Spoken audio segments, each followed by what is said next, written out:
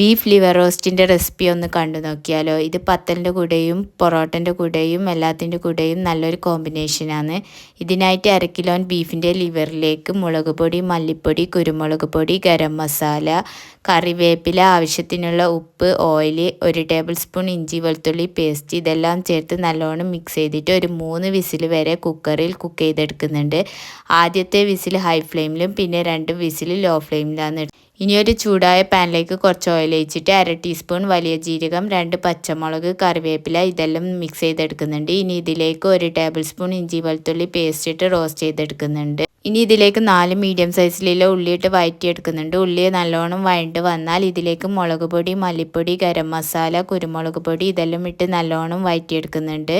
പൊടികളുടെ റോസ്മെൽ മാറിയതിന് ശേഷം നേരത്തെ കുക്ക് ചെയ്തെടുത്ത ബീഫിൻ്റെ ലിവറും ഇതിലിട്ടിട്ട് ആവശ്യത്തിനുള്ള ഉപ്പും ഇട്ട് ഹൈ ഫ്ലെയിമിലിട്ടിട്ട് ഒന്ന് മിക്സ് ചെയ്തെടുക്കുന്നുണ്ട്. ഇനി ഇതൊന്ന് ലോ ഫ്ലെയിമിലേക്ക് ആക്കിയിട്ട് 10 മിനിറ്റ് കുക്ക് ചെയ്തെടുക്കുക. 10 മിനിറ്റ് കഴിയുമ്പോൾ ബീഫിൻ്റെ ലിവറിലേക്ക് നല്ലോണം മസാലയെല്ലാം പിടിച്ചിട്ടുണ്ടാവും. ഇപ്പോൾ ബീഫ് ലിവർ റോസ്റ്റ് ഇവിടെ റെഡി ആയിട്ടുണ്ട്. ഇനി ഇതിൻ്റെ മേലിലേക്ക് കുറച്ച് മല്ലിച്ചപ്പിട്ട് ഫ്ലെയിം ഓഫ് ആക്കി വെക്കാം. ഇതുപോലത്തെ റെസിപ്പി വീഡിയോസിനായി ചാനൽ സബ്സ്ക്രൈബ് ചെയ്യുക.